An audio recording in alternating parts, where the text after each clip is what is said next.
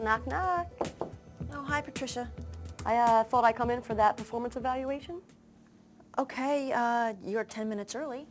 Just as soon as we get it over with, get my ad at girls and get back to it.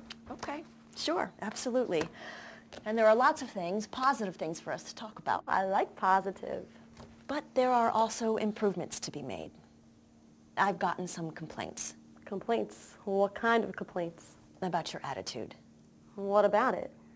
That you can sometimes be defensive. Defensive? Yes.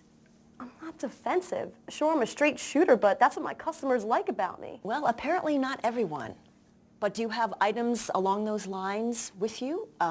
Thank you notes, letters, emails showing positive customer feedback? Letters and notes and such? I don't have any. Well, I did ask you ahead of time to send things along to be included in your evaluation, or at least to have them with you today. Well, I didn't expect to come in here and be accused of being defensive, which I'm not. Anyway, is that it? Well, they also say you can be confrontational. Who said that? I've been over backwards for those dang customers. It's not just them. Coworkers say it too.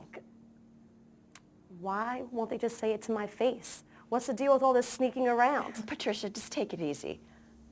I am taking it easy.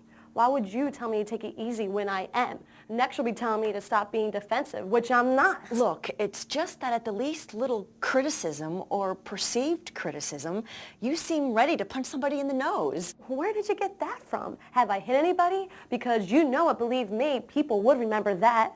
Stop accusing me. Patricia, the point of this evaluation is for you to grow as an employee and as a person. None of us are perfect. But if you think any of this is unfair, you can certainly write up your thoughts and I'll put them in your file with your performance evaluation. You bet I will. Hi, Karen. Is now still a good time for my evaluation? Sure hope so. I mean, of course, Regina, please sit down. Thanks. I got the documents you sent to be included in your evaluation. Thanks. Clearly, your customers like you, and coworkers do as well. But there is a negative that I'd like to tackle right up front. Although after this morning, I'm what you might call a tad hesitant. Well, if it's all the same to you, I'd like to get it cleared up right away. Okay, here goes. Again, clearly, your customers love you. Except one, who claims you're a little slow getting back to her with answers. Madeline from Allied Construction.